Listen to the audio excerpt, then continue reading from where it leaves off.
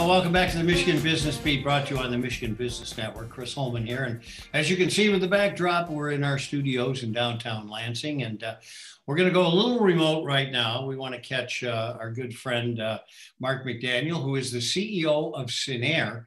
And Mark, it is good to have you on. How are you doing? I guess that's a pretty obvious question these days. Yeah, there's a lot of mixed feelings right now on a whole lot of things.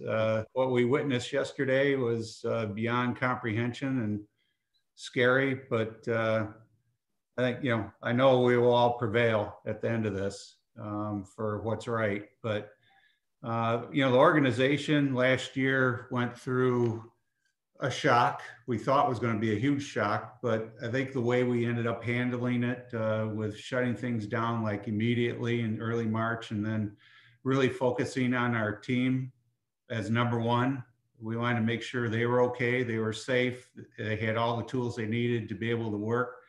And then we turned externally to do the same kind of thing with all of our partners and investors. Paid off for us big time, more than we even thought it would, in the fact that we had projected we were going to have a loss, and we ended up the year in the black. And we've been able to directly tie that right back to the moves we made early on.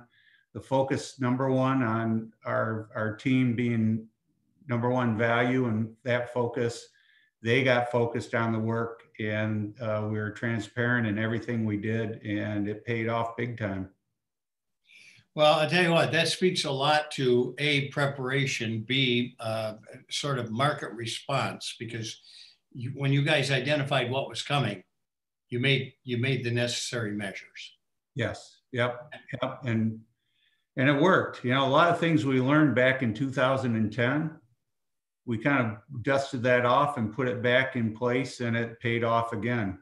Obviously this was a bit different, but some of the things we learned then helped us get through this. 2021, it's not going to be an easy year. We know we're not out of this. There's still, swings in the market in regards to investors' appetites and concerns. There's a lot of moving parts politically in regards to eviction moratoriums and that we still got to keep our eye on. But it's going to be a difficult year, but we're going to run the same play as we did last year. And I believe by the end, we will come out in a similar kind of position, even though on paper, we're not showing that right now. But we even changed our budgeting process. So we're doing quarterly forecasts rather than a 12-month budget now, so we can adapt.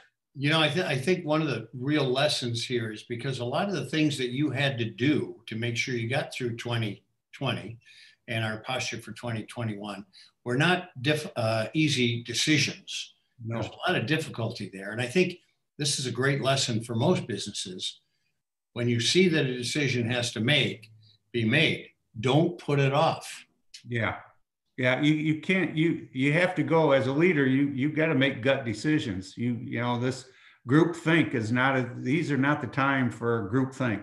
You've got to have that ability to make those calls quickly, have flexibility. And I believe if you put your people first, you will prevail at the end of the day. Something from the executives of the company is that they came with an idea to create a giving program that was driven by employee benefits. So they're basically percentage of their paycheck goes into this fund every year. And we have about 60% participation by the entire staff making contributions. Some people it's $5 a paycheck, some it's more, but it is driven by the employees. Employees submit recommendations for charitable giving. And every year we go through a process, again, driven by the employees, to select, 5 or so recipients of grants, which the company then matches whatever the employee pot is, we match. So we broke record this year on how much money we were able to put out to these groups. We were able to add, an extra group into it. And it's fun because the employees are the ones that they get to make the phone call to the charity that, is able to get the grant from us. So it's been pretty cool. Mark, when you go through your selection process, is there any kind of parameters? I mean, do you say, let's keep something related to our mission or anything along those lines? Yeah, it has to fit into our why statement about, you know, opportunity. Everybody deserves opportunities. They're provided by living in a healthy community. So that's broad, but you know, there are things that don't fit into that. And then we also try to serve our entire footprint, you know, so we're able to, you know, spread the money to the 9 states that we serve. We aren't always able to get it in all, but we work really hard at trying to do that. Well, tell you what, not only ethos and ethics, but generosity out of Cinnaire. Mark, thanks for everything you do and the good you do for people, quite frankly. And thanks for joining us. Thank you. Happy New Year.